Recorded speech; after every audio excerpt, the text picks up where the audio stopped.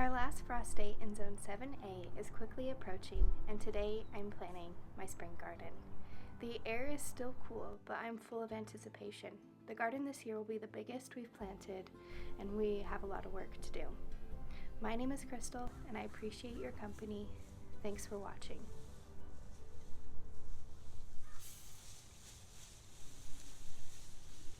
Before I can plant, I need to get the garden beds ready.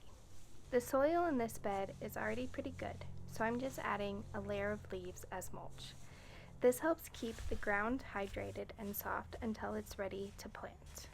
Leaves are a great mulch option because they're free and break down fairly quickly, adding organic matter back into the soil.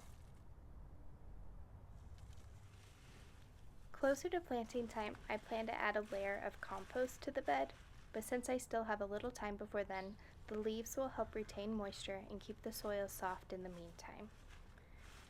When it is time to plant, I'll simply move the leaves aside, add the compost, and then put most of the leaves back. I did think about putting a layer of compost on top of the leaves, but after a little bit of research, I realized that probably was not the best idea.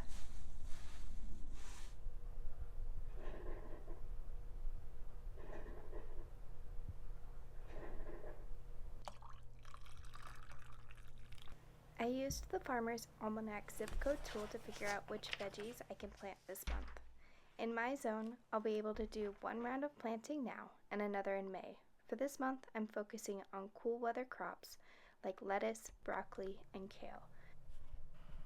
I had a pretty good idea of the space I was working with, so I decided to map it out in my planner, taking into consideration things like shade levels. One side of the bed is much shadier than the other, and so I did some online research and found that the broccoli and kale will do better over there, and then on the other side where it's a bit sunnier, we'll do carrots and the snow peas and some of the lettuce as well.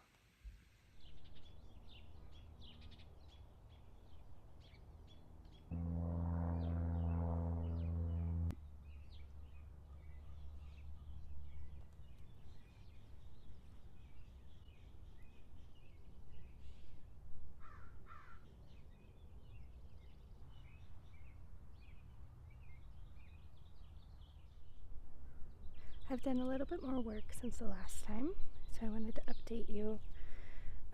First, I added some rocks right here to border out this garden bed. This is where I planted the clover.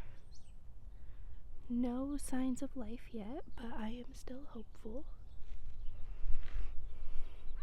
Over here is the garden bed that I will be planting all my spring vegetables in. And then right here was where my greenhouse was. It's now back there. But this is where I'm going to do the potatoes. I've started marking out the garden beds with some rocks. I need to go around the property and find some more rocks. But I'm thinking about doing 2 beds for potatoes. And this isn't the sunniest spot, so I figured it would be a good location for the potatoes. And then the walls just keep coming down. I have one wall over here that's going to come down, and then the 2 front windows and the ceiling. And I'm thinking of ideas of what I want to do with it.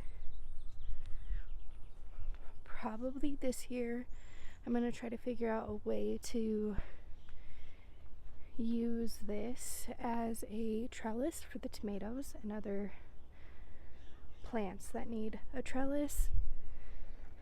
I'm going to remove the floor and then see what we're working with under there and see if I can make that a reality.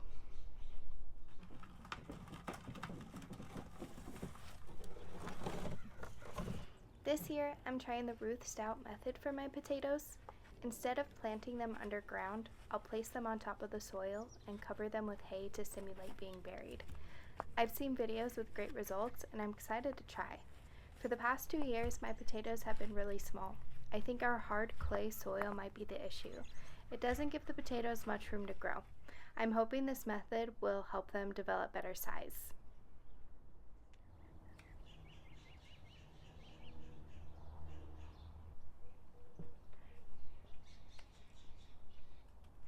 Today, Mom and I are pruning the grapevines. I feel so clueless when it comes to this. I just want some help.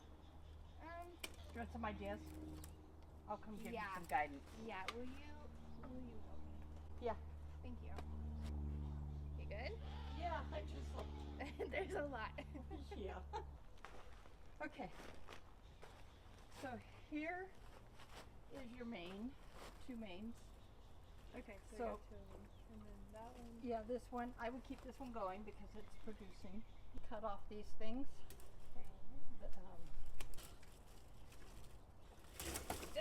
Sorry. No, you're good.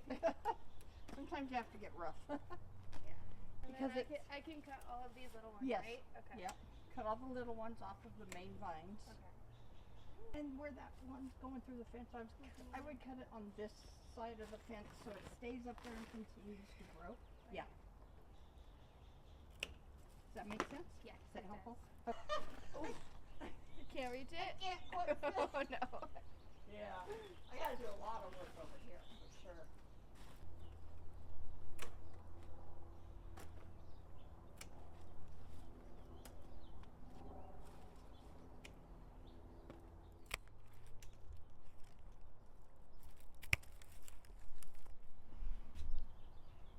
I took a trip to the nursery this morning and I wanted to show you what I got. First we have oregano, mint,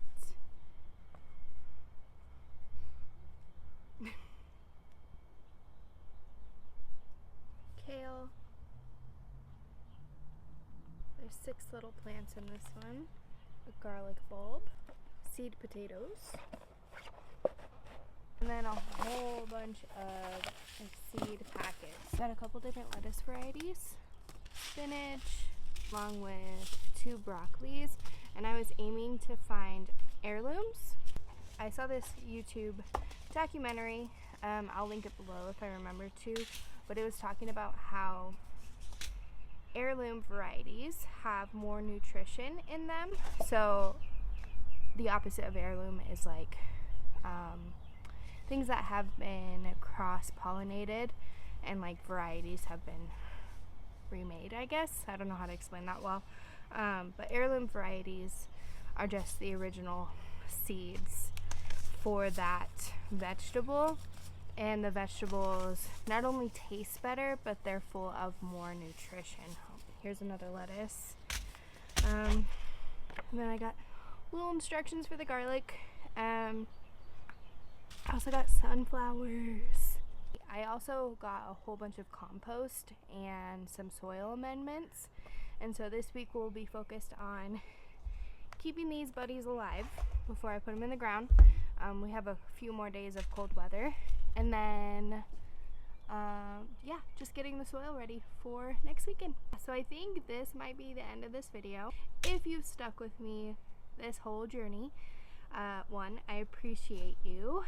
2, if you like this kind of content and you like the video, be sure to like and subscribe. Let me know down in the comments what you're planting in your spring garden this year. And yeah, God bless. Take care. I'll see you next time.